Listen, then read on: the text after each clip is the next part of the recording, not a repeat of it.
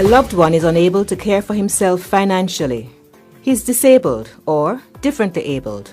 How do you ensure his financial needs will be met when you retire? Attorney at law Stacey Ann Christmas offers sound advice. Welcome to Retirement Matters. Relationships that build wealth, create opportunities, the right solutions. That's what we do at JN Fund Managers. We're in pursuit of your financial security. Portfolio and investment management services for individuals and corporate clients, from wealth building and risk management to preparing for a comfortable retirement. Strong, stable, secure. We're in pursuit of your success. Let's talk. JN Fund Managers, your safer, smarter financial partner.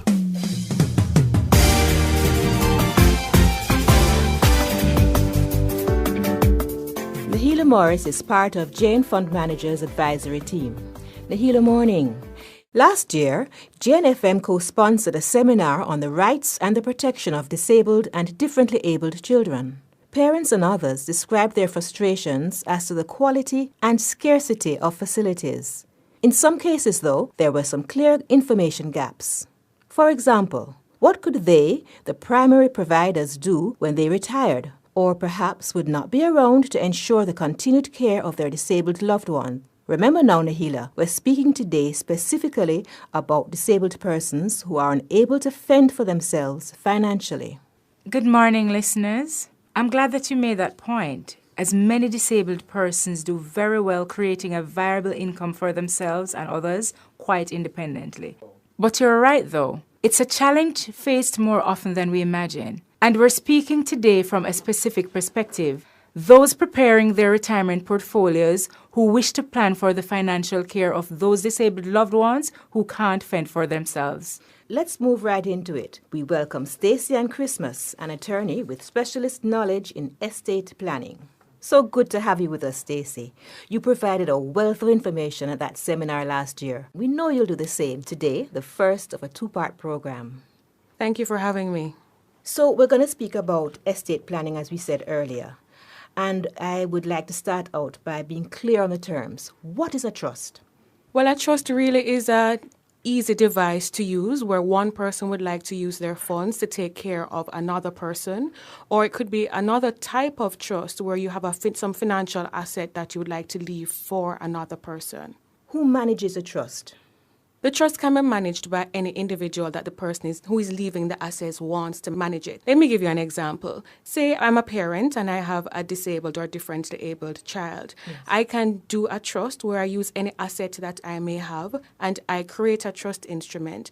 I can be the person who is in charge of the trust. I can elect someone at JN Fund Managers if they offer that facility to be in charge of the trust. The Administrator General as a public trustee could be in charge of the trust. So it's just a matter of whom you want. It's just a person who you know is honest, reliable, and will take out your intentions as you have laid it down. What are some of the ways by which trusts are funded? Well, it can be funded by any choosing of the person who is creating the trust the settlor, What they could do, they could have an insurance policy that they use as funding the proceeds of the insurance if they were to die, for instance, to fund the trust instrument.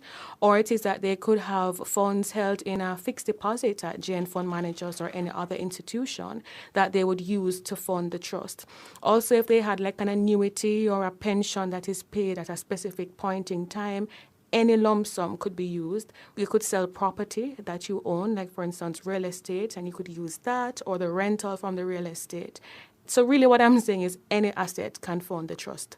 A trust is a legal document. Explain it for me a little bit more. No problem. You can have oral trusts, but as you can imagine, you'll have a difficulty in knowing what is the direction of the person who is creating the trust if it's oral. And if you have a difficulty as the person who is benefiting from the trust, how would you enforce something that you can't pin down the terms?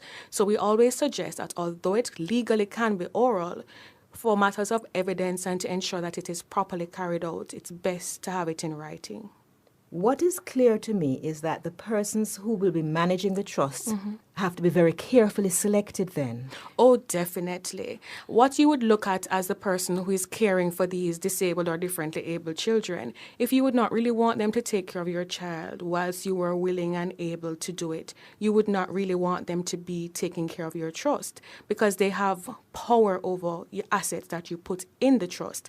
And this is essential that the person has the understanding of not just money, but taking care of the differently abled or disabled child, because you can understand that they have different challenges. They may need occupational therapy, they may need things that another child may not need. So the person has to have an ability to manage the fund and an ability to be a caretaker and a caregiver at the same time.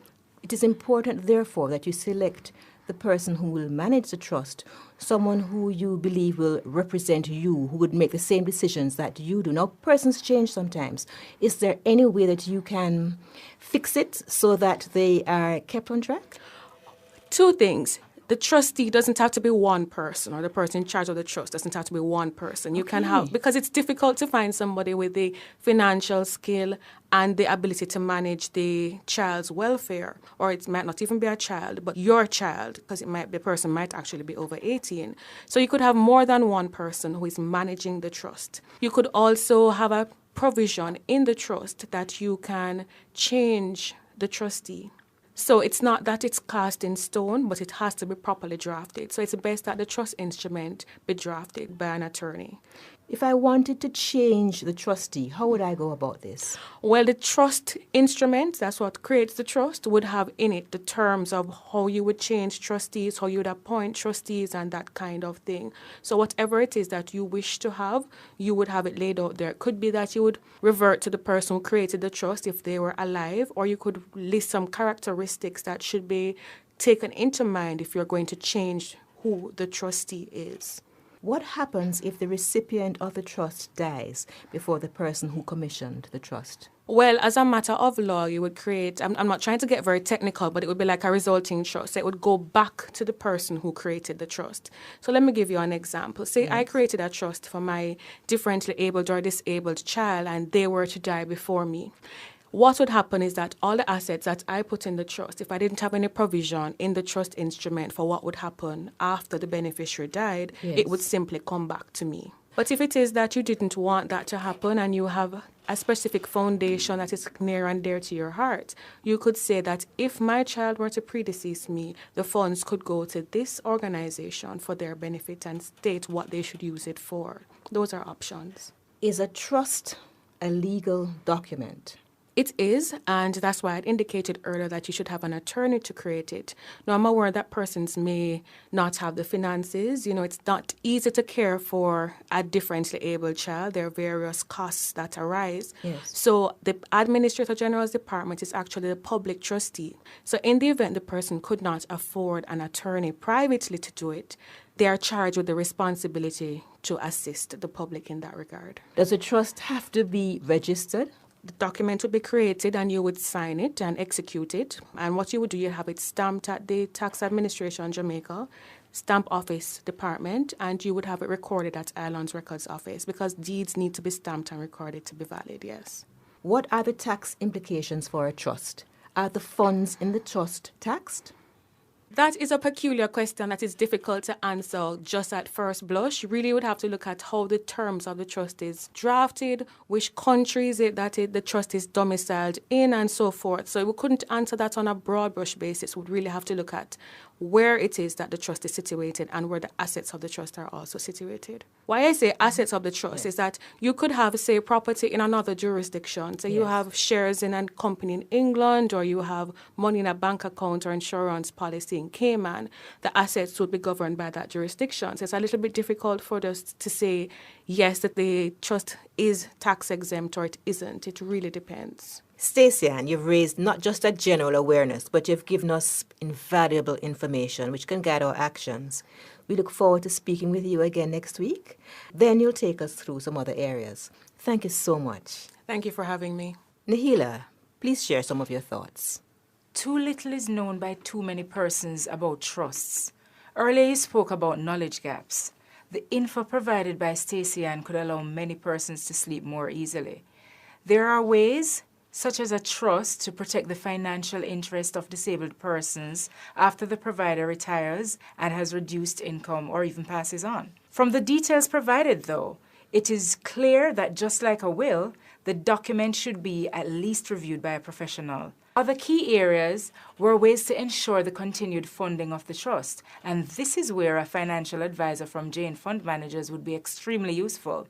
Choosing the right investment product or investment mix specifically for this purpose is as critical as choosing the right trustees.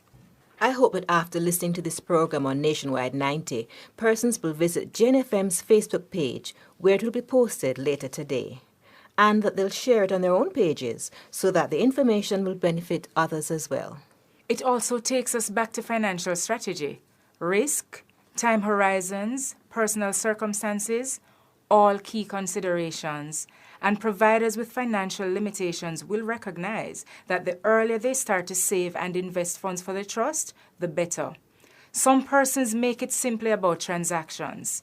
The Jane FM way takes a 360 degrees approach, a holistic approach. Listeners, your comments and questions are appreciated. Please send them to 877-2612 by text. janefundmanagers@jnbs.com by email.